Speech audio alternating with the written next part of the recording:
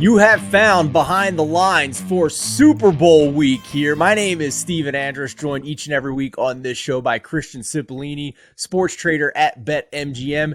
In this episode, we got a special one for you. We are going to look at how the Eagles and the Chiefs Super Bowl futures have evolved over the course of the season, where they were before the year started, how they have changed at different spots throughout the year, up to this point where we basically have a pick'em in Super Bowl 57. After that, we are going to look at the top 5 most popular game props as we begin Super Bowl week here over at BetMGM. Christian has the data from the book for us to help give us some insight on where the betting dollars are going, with still about 6 days to go until kickoff as we record here Monday morning between the Eagles and the Chiefs. Christian, I couldn't find an Eagles hat at my local store here in Louisville in Kentucky. Shocker, not a big draw in Kentucky or the Philadelphia Eagles, but I have my Phillies hat on. I have my green polo. Hopefully we're square here from our NFC title bet. Yeah, we'll count it for today. I think it's as close as we're going to get. So when does it really ramp up for you guys? Obviously, you open the odds right after the NFC and the AFC title games. You've had about a week here to kind of start setting some lines, kind of putting them into the proper spots based on early handle. But when does it really start cranking up for you guys in terms of bets coming into the book for the Super Bowl?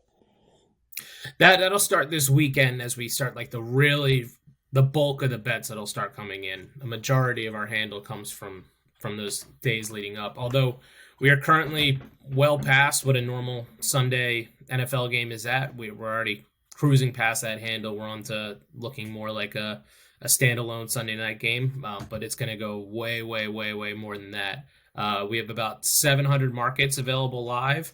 A lot of the Chiefs wide receiver injury news is actually keeping that number from being closer to 800, edging on towards 1,000. Yeah, for sure. Mecole Hardman, Juju Smith-Schuster, Kadarius Toney. We'll see how the injury report comes out on those guys. Andy Reid said it's already unlikely that Mecole Hardman would play after aggravating a hip injury, I believe it was, or a sports hernia. Either or, he's unlikely to play in this one. So we'll see about the other guys when the typical Wednesday, Thursday, Friday injury report comes out for the Kansas City Chiefs. And Christian, it's an obvious question for me and you. We've been around this for a while, but for the casual bettors out there, for the ones that might be joining us for the first time all year, the Super Bowl gets more money bet on it than any other sport, any other game in any other sport across the entire calendar year. Is that still accurate?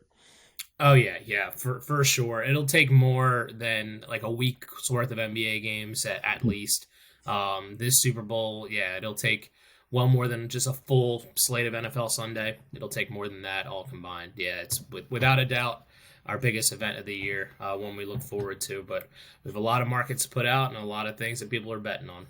And not just at BetMGM, but domestic sports books nationwide, we should see record-setting numbers in terms of the money bet on this game compared to previous years, because, I mean, New York opened last year, but now we've added Maryland and Ohio to the mix. Kansas is legal, and their team is in the Super Bowl yet again. Well, at least, Kansas City, Missouri, but, you can go right across the bridge from Kansas to get to all those Chiefs fans if they want to bet on the game as well. So, obviously, we should see record-setting numbers again in terms of betting dollars on Super Bowl 57. But let's start, Christian, this show with how these teams got here in the eyes of the sports books. And we'll start with the Kansas City Chiefs, who, if everybody remembers, was not the favorite to win the Super Bowl. That was the Buffalo Bills. And with that being said, they were still among the top choices here, Christian. So let us know kind of where the Chiefs started out in their Super Bowl odds and how that may have changed over the course of the year to this point. Yeah, the Chiefs were in a good spot for the sportsbook most of the season. They started out in that division that was supposed to be a nightmare division, which didn't turn out to be that way. So that kept a lot of the preseason bettors away from the Chiefs because they were still one of the top 3 favorites for most of the preseason. They were about plus 800, plus 900, depending on what time you got them. But a price point that, when you were looking at that division, must have kept people away because we didn't take a ton of bets like we did on the Bills. The Bills, we were taking bets all preseason long, but it wasn't really happening on the Chiefs. So they opened at that, decent sized price point. And then they really didn't move too far from there throughout the season. About a month in, they were plus 750. At this point, they looked good. And then about 2 months in, they're at about plus 650, which is where they sat for a good chunk of the season. Now, a lot of that did help from the division. They came out, I think there was something like 8-2, 9-2, something along those lines, and the rest of the division at that point was crumbling. So it kept us being able to keep that in line and keep them as a low, um, favorite towards the top three for most of the season. And then it continued that way. They did have a few close games, but it didn't really change their odds too much until they kept winning, and then that got them to now where we're here at a pick'em. I thought the most interesting point in the entire season with the Chiefs odds was that point right before the AFC title game when we had that uncertainty about Patrick Mahomes' ankle. And all of a sudden, the Chiefs went from the favorite to win the Super Bowl down to the third choice in the span of a couple of days. You could have gotten them as long as I think 3-1 going into that AFC title game before the more positive news came out about Patrick Mahomes. That was a very rare event in my mind, Christian, to see that much of, the odds didn't change a ton in terms of implied probability, I suppose, based on, what they were at the beginning of the season. But in the context of only having 4 teams left and them switching from the first spot to the third spot is not something you see very often in the NFL at that point in the season. No, for sure. And that was probably the point of the season where there was the most value available on the Chiefs just from the way that their odds shaped from the whole year. You weren't getting too much value at them at plus 800 in a division that was supposed to be good. But if you sat there and you said, I think his ankle is going to be okay, at that point, you're getting pretty good value on the best quarterback in the world. Let's shift now to the Philadelphia Eagles, who I think was a very interesting case at the start of the year. If you looked at their strength of schedule by opponent win total, they had one of the 3 easiest schedules coming into the season. That certainly played out that way to help them get the 1 seed in the NFC. But at the very beginning, Christian, this was not one of the top favorites on the board across sports books or at BetMGM. This was not a team that had odds shorter than 20-1, like the LA Chargers, who were a trendy pick to start the year. It took them a little bit to get some respect here, and then a month in, then they started getting some respect from everybody else, it seemed. Yeah, so a completely different case than the Chiefs here. The Eagles opened up at 40-1 after last year's Super Bowl, which there's some tickets out there on there. Some people definitely got some good ones at 40-1. It wasn't until the A.J. Brown trade that they moved up to about 25-1. Where they hung around there for most of the preseason. And then just before the season started, about a day or two before, they did move finally into that 20-1 spot. So it took a little bit through the preseason for people to start catching on. A lot of talk was happening from that jump from 25-1 to 20-1. That's kind of where the realization was setting in, I guess, for people and some of our sharper bettors that this Eagles schedule is really easy. They have a pretty good team and a lot of things that go their way here. So after that first week, where they played the Lions, they were 20-1, but they ended up dropping to 13-1 right after week 1, which is one of the biggest drops that they had. Obviously, things kept going well. They started out 8-0, and it wasn't until that first month that they did jump into the I guess single or 3 digits there, where they're plus 900. And then by week 8. It was already clear they were into the top 3 favorites, and they were plus 650, where they hung around for there. Drifted a little bit back with the Hurts injury, but ever since the playoffs been rolling, they've been the favorite, if not the favorite. And to put some schedule-related notes here to that odds movement, Christian, week 8 was the week after their bye week. They were 6-0 going into their bye week. They start the season 8-0. The first loss doesn't come until Monday Night Football in week 10 against the Washington Commanders, where turnovers and really shot them in the foot, and they dropped to 8-1. Obviously, everybody at this point knows that they've only lost that one game all season when Jalen Hurts was the starting quarterback, and now here we are. Christian, I remember that draft night when the Eagles traded for A.J. Brown, and I rushed to my BetMGM sportsbook and made what I thought was a very valuable bet, and as it turns out, of the 2 options, I chose the wrong one. I bet Jalen Hurts to be MVP in the NFL at long odds the minute that trade happened, instead of taking Eagles Super Bowl futures. And I think I'm going to regret that one for a long, long time, sir, because, we'll dive into this more on the Megapod and our special prop show later this week on the YouTube channel and the podcast feed. But I think the Eagles are going to win the Super Bowl. I think they're going to run it right down the Chiefs' throat here, and I'm going to regret that draft night decision for a while here. So, but hats off to the Eagles because, to your point, Christian, where is the weakness on this roster? They, from every single position group, they are so strong and, in fact, dominant in some of the ones that are most important. To me, the offensive line is what stands out most about the Eagles. I don't know about you, but to me, it's the O line. Yeah, without a doubt. I mean, the offensive line is just clicking on every cylinder. I think Lane Johnson hasn't allowed a sack in 2 years. I mean, three of their offensive linemen would be the best player on most, the best lineman on most teams. Just the D line is very good, as you said. Just pretty much every position, they're stacked at each one. Yeah, I'm not sure he's won it yet, but Howie Roseman for Executive of the Year, obviously, what he's done since the awful Carson Wentz trade has been masterful with this roster. It's really incredible what he's done, taking advantage again of an opportunity of a quarterback on a cost-controlled contract, basically costing him nothing, and using those resources around the roster elsewhere.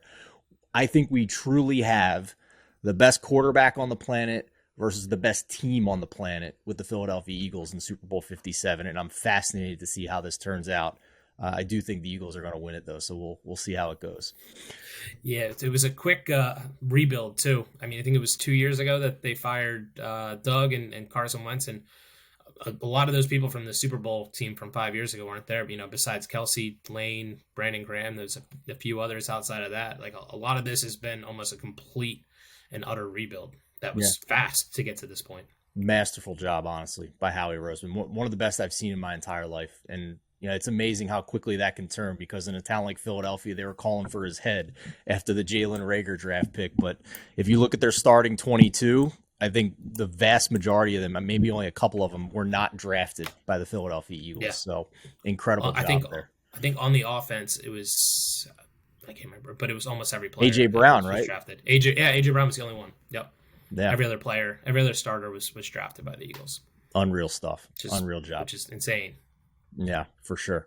All right, let's look at some props here, Christian. And we are going to look at player props on a future show here on the Lines podcast channel, both on our YouTube feed and also on our audio feed. We're going to do a special show from down in Arizona, so you can stay tuned for that in terms of player props heading into Super Bowl 57. Right now, we're going to look at game props with Christian Cipollini and the top 5 most popular at the start of Super Bowl week at BetMGM based on handle, total dollars bet on these props. And we'll go from 5 to 1 here, Christian. So let's start with number 5, the 5th most popular game prop over at BetMGM at the start of Super Bowl week. So I have what I think is a pretty interesting one here is correct score. And we've taken a ton of money on Eagles 37, Chiefs 34, which around the internet, there's a little bit of a picture going around. Oh, I guess, God. Similar to last year with the Simpsons screenshot. We took a ton of money around that one. This year so far, we are taking a ton of money around this screenshot going around of supposedly the final score leaked, and it's being Eagles 34, Eagles 37, Chiefs 34. And that is our most bet on correct score outcome by a wide margin. What are we doing, Christian? What are these people doing? I mean, I guess, listen, I'm not going to say all of them believe in the conspiracy that the NFL is scripted. Some of them might be just throwing a couple bucks down just for fun. But come on, people. Like, people run tests on their websites to make sure things work all the time before a game actually happens. ESPN does not have the script on what's going to happen in this game. What I will at least, if we look at the spread and the implied team totals here, Christian, we can come up with what kind of the final score estimate is based on that. And if we do it that way, I believe we're looking at, Eagles 26 points and Chiefs 24.5. So 27-24 would be a reasonable score here for the final. So that is actually, that's the number 2 outcome is that one. So So there are people at least doing the math on there, and then there's others just taking a flyer on something they saw on the internet. There you go. I like the second option better. That one makes more Yeah. sense to me. You're going to go by the spread and the total here. 27-24 Eagles Yeah. makes a lot of sense. So we'll see how that one plays out for sure. How about the number 4 most popular game prop over at BetMGM? So it'll be actually of these game props, it's actually first team to call a challenge. Oh, And we have a ton of lopsided money towards the Chiefs. So people, for whatever reason, think Andy's going to make that first challenge. that's interesting to me. What happens if there is no coach's challenge in the game there? Is that an That one, option? no. So the bets would be void if there is no coach's challenge. Okay. Yeah, because, so much of the NFL this year has been the expedited review, New York Hmm. chiming in. I'm sure, in this case, I'm sure there'll be somebody on site chiming in, changing something real quick. But there's always the chance that we have a situation like we saw in the NFC title game where Devonta Smith at the beginning of the game has that long catch on 4th and 3. They go quick, get to the line, and there wasn't enough time for them to make an expedited review. So that would require a coach's challenge. So, okay. I don't really have much to handicap there. While Andy Reid might be more likely to challenge than Nick Sirianni. It just depends on what happens in the game, but certainly a fun one for sure. Let's move on Yep. to the third most popular game prop for the Super Bowl over at BetMGM. Yep, one of the favorite ones. It's not available everywhere, unfortunately. Some states don't allow it, but Gatorade bath color, There and we go. we are the favorite is the one that we're taking the most bets on, which is yellow green. Christian, I am proud to say that over at TheLines.com, we have a special page just set aside for the Super Bowl Gatorade bath, among other props. So you can go to TheLines.com and under the Super Bowl 57 odds tab, click on the Gatorade page, and we have the breakdown of all the odds over at BetMGM. Looks like what color was the most bet on one over there? Yellow and green? Yellow green. Yep. So that's the second choice in the odds, I believe, at least where they open. Orange was the favorite. Clear or water was the third choice, tied with blue. And then we get into the reds and the purples. And you can bet no Gatorade bath at 16-1, too. So maybe Nick Sirianni just runs too fast out onto the field and they don't get to actually, give him a Gatorade bath. I don't think Andy Reid's outrunning anybody, but No. hey, maybe Nick Sirianni doesn't get one. So that's always an option as well. If we look at just the past Gatorade bath colors, last 2 years was blue. Before that was orange when it was the Kansas City Chiefs. Last time the Chiefs won, it was orange. So keep that in mind. Last time the Eagles won, it was yellow. So if they haven't changed the Gatorade team order over the past few years, there's your handicap. Chiefs orange, Eagles yellow, for what that's worth, Christian. That's some good stuff there. Well, you know what? Let's go further down the rabbit hole here.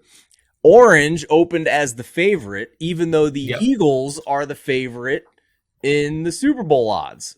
So if orange is correlated to the Chiefs and yellow is correlated to the Eagles, but yellow is the second choice, value, Gatorade value if the Eagles win this. Oh, man. I'm about to get on there and start fixing that up real quick. It's been a long season, Christian. This is all I got left, man. This is all we got left. There's only one game to talk about. You can only talk about EPA and success rate for so long, my friend. All right. How about the next most popular one? We'll get into a more normal one here. This is a first touchdown scorer. Okay. Last year, the book got absolutely hosed on Odell Beckham first touchdown. Still to this day, the biggest losing specific market that the book's ever had was last year. Odell first touchdown scorer. It's trending in the direction where if Travis Kelce scores the first touchdown, he might get close to beating that. That's interesting to me. So Travis Kelce is the top choice for you guys based on handle? Yep. So if we take a look at how these teams have done this year in the first quarter, I actually am pretty sure that the Eagles are just as good, if not better, than the Chiefs in terms of their offensive production. So by EPA per play in the first quarter this season, the Chiefs are number 1, the Eagles are number 2. By success rate, the Chiefs are number 1, the Eagles are number 5. But if we go by rushing EPA and rushing success rate, then the Eagles are obviously much better than the Chiefs in that category. The Eagles are number 2 in rush success rate. The Chiefs are number 3. The Eagles are number 7 in rush EPA, and the Chiefs are all the way down at number 16. So this could be whoever gets the ball first in this game. So who's going to have the opportunity to score the first touchdown with such a high total in the 50s here? And obviously, both of these teams are very, very good at scripting their first drives. So I'm inclined to actually look to an Eagle in this prop based on how strong they've been. I think there's a physicality with that offensive line that is a matchup advantage for the Eagles. So I would probably be looking maybe, Miles Sanders for first touchdown scorer here, with how run heavy they've been and Jalen Hurts struggling to hit the deep ball in the postseason so far this year. So I think if I'm going to pick one here, I'm actually going to go away from Kelsey and go with Miles Sanders, who I'm sure is, probably one of your four most shortest odds for this. Yeah, so our 2, 3, and 4 have about the same handle as Kelsey, which are 2, 3, and 4 are Sanders, Hurts, and AJ Brown. So it's basically the split up of the three Eagles. I guess on the Chiefs side, it's Kelsey or nobody from what people think. I think Kenny Gainwell will get as much run as Sanders will in this game. I'm just not sure he's going to get the first drive. So Yeah. I think an anytime touchdown perhaps on Kenny Gainwell might be attractive to me. Maybe his overs as well. Those have been on the move. They moved a couple of yards. So, but Yeah. I'm at least going to. Do you have it in front of you what Gainwell's first touchdown odds are? If not, no big deal. I'll Yeah, find it plus later. But 1,600. okay, so Plus plus 1,600. So 1600. he's actually not taking, in comparison to other people in his range, he's not taking as many bets. So people do tend to agree with you. But if I do go back through the player props, Kenneth Gainwell overs are getting hit, Yeah. across the board. So people do like him to run the ball much, but so far not to score that touchdown. Yeah, his rushing yard total is still under 20 right now, but it's ticked up a couple of yards from open from when it was about 15 and a half. But as far as this first touchdown score market, if I was going to just throw a little, fun money down, some lunch money on a long shot, I think Kenny Gainwell would be the guy that I would choose here in that market. And now I believe we reached the most popular game prop at BetMGM. If I didn't lose count here, Christian. So We're still at number 2. oh, we're at number 2. I did lose count. I told you, Yeah. man. It's been a long season. It's been a long season. What we got for number 2? I'll go with number 2 as Super Bowl MVP. Okay. So far, our favorite is Patrick Mahomes. Fairly close second is Jalen Hurts. And then our third, it's a big gap after 3. Our third is Kelsey Okay. Travis. I actually thought maybe Hassan Reddick would be up there pretty high. Is That's he number cracking? 4. I thought so. Yeah. I thought Yep. so. So after what they saw in the NFC title game, right? Yep. So he did open at 50-1. He's down to 30-1 now. Actually, the fifth favorite, combined with a few people for fifth favorite. But yeah, he's definitely taken some interest. People saw what he did on that in that 49ers game, and if he does it again in a similar game flow, he definitely has a chance. I mean, we talked about it last week. You said that you liked him as a decent flyer there, so people are agreeing with you a bit. Yeah, for sure. So I think he was about 50-1 before the Eagles actually got here. And then obviously his game wrecking performance against the San Francisco 49ers have only increased the popularity of that bet and shortened his odds. So I do think that it does make a lot of sense if you're interested in backing the Chiefs in this game, than to try and get a little bit better number on Mahomes MVP odds versus the money line. You're always taking a little bit of a risk there. Mahomes, by my board here, Christian, I'm seeing plus 135 over Yep. at BetMGM for Super Bowl MVP. And if we look at the money line here for the Kansas City Chiefs, obviously going to be a little bit shorter than that. So we're looking at, let's see here, if I can get my board to work, plus 105 on the money line just for the Chiefs to win. So in my mind, I mean, barring some guy having 2 picks and he returns one for a touchdown, I don't see the running backs having enough yardage here to make this a big game. I think if Kelsey scores a lot of touchdowns, then Mahomes is still going to get a lot of the credit for that, especially playing on a bum ankle. So, I think short of 2 picks and a pick 6 for the Chiefs defense for one individual player, or Kelsey going for like 150 yards and 3 touchdowns, I think this is Mahomes all the way. It's going to have to be a high scoring game, I think. And obviously he's going to get a lot of the credit for that. So you can get a little bit more on the MVP market there versus Chiefs team money line.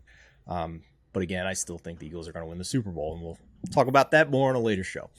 All right, Christian, we have reached the most popular game prop for the Super Bowl at the start of Super Bowl 57 week. What is it over at BetMGM? The coin toss, one of the favorites. Of the course. Coin toss. Where we are lopsided on tails, actually. About 57% of the money is coming in on tails over heads. Well, tails never fails, right? There's my handicap. Of course. Oh my goodness. You know what, man? It's the Super Bowl. If people want to have a little fun on that, I'm going to put you on the spot here. Do you know what your limits are for the coin toss? Like, how does that work? Is it more or less than a typical prop for you guys? Like, how do you handle a coin toss situation?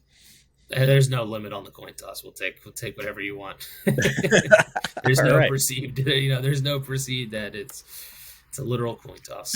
Literally. So, I mean, I could sit here and tell you, how often heads has come up and how often tails has come up in the Super Bowl. And, we could talk about the weight of the special coin, but anybody that's trying to do that, run like hell. It's a coin toss. It's a 50-50 shot every individual time they flip it. Have fun, enjoy it, but please don't try and waste your time handicapping it. And if you're going to bet it, go do it over at BetMGM with Christian and his boys and check out all the promos they got for the Super Bowl over at BetMGM. So, Christian, what are your final thoughts here for the Super Bowl? We're not going to be able to talk again until afterwards. So we'll do one more kind of recap for the NFL season next week after the game and kind of put a bow on this entire season. And we'll maybe look at some, opening odds for the 2024 Super Bowl for Super Bowl 58. But before this game happens, what are your thoughts on it? So I see it two ways. For one, I like two different bets. What you said there, either I like Mahomes MVP just because of the fact of, I think if the Chiefs do win it, I think there's very few scenarios where Mahomes doesn't win that MVP. Or if not, then I like the Eagles by on an alternate spread, either at 6.5 or at 9.5. I think there's definitely potential where they just completely steamroll them, or maybe not to the degree of steamroll them like they have other teams, but just the Mahomes can't handle it. The defense is getting to him, and that ankle hurts. And I think there's a decent chance that the Eagles can come through with a double-digit win, or at least a touchdown win. But if not, if I think it's close, I do think that Mahomes will take the edge there and end up winning. So I think it goes one of two ways, but I'm going to lean towards my Eagles and think that they win by a little bit here. But I think in most close games, I'm gonna edge towards the Chiefs. I am a big believer that the rookie contract for the quarterback in the NFL is one of the few remaining cheat codes left in the salary cap era. I think the Eagles clearly have the better roster top to bottom, and I think they edge one out here against the best quarterback in the world.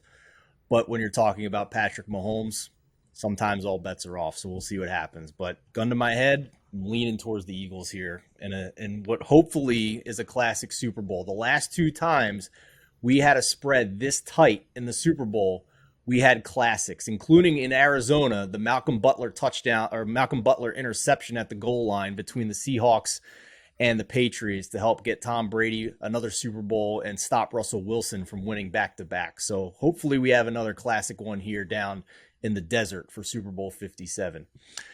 Good luck with your bets, everybody. At TheLines.com, we're going to have some more Super Bowl coverage for you this week, some bonus coverage. We'll have the Mega Pod as usual. We will also be hosting a special Super Bowl player prop show from down in Arizona.